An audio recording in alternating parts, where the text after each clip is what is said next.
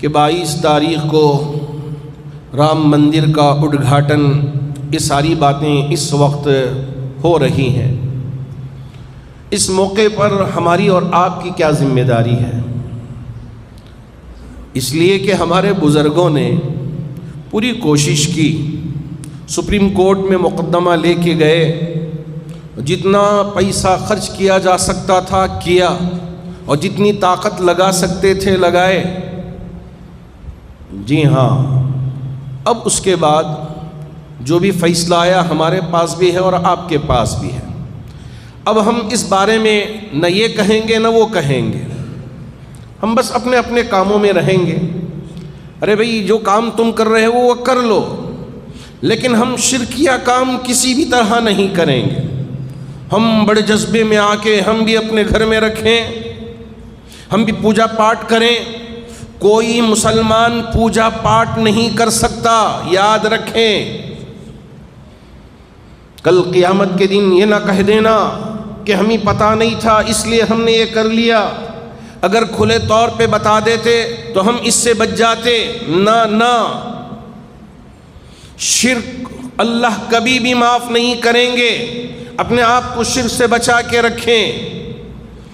ہاں، اب کیا کریں اس دن میں؟ ہماری کیا ذمہ داری ہے؟ بس ہم اپنے اپنے کاموں میں رہے، جیسے آج ہیں اور کل ہیں ایسا ہی اس دن میں اپنے کاموں میں مصروف رہے۔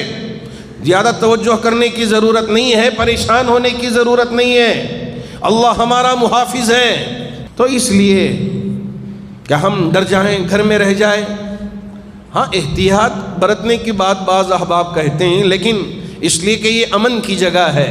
ماشاءاللہ ہمارا یہ ملک امن کا گہوارہ ہے۔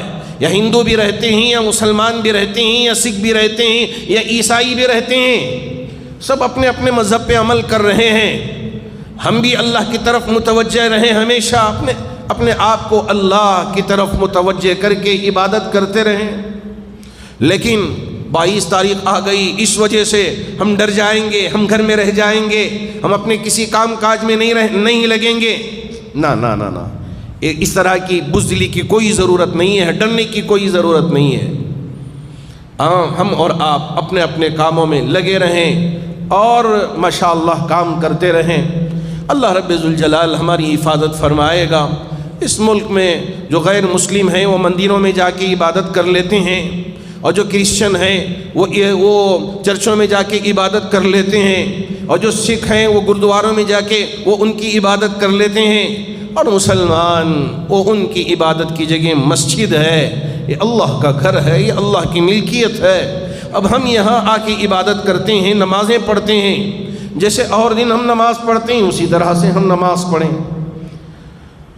اس لیے میری آپ سب سے گزارش ہے کہ آپ امن کے ساتھ رہیں، بھائی چارگی کے ساتھ رہیں، تو ہم اپنے اپنے کاموں میں لگے رہیں اور امن کے ساتھ رہیں، چھیڑ چھاڑ ہرگز نہ کریں۔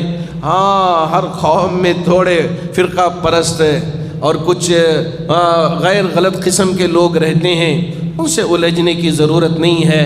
اللہ کرے کہ اللہ رب ذوالجلال ہمارے اس ملک میں امن و امان کی فضا کو جاری و ساری فرمائے، ہر قسم کی شرارتوں سے ہماری حفاظت فرمائے۔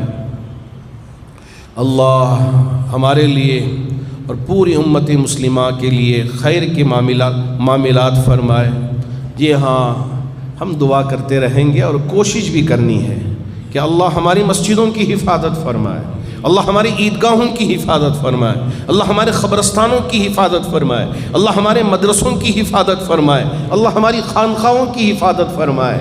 جی ہاں، اللہ رب ذوالجلال ایک مسلمان عورت کی عزت کی، عفت کی، حیا کی، پاک دامنی کی حفاظت فرمائے۔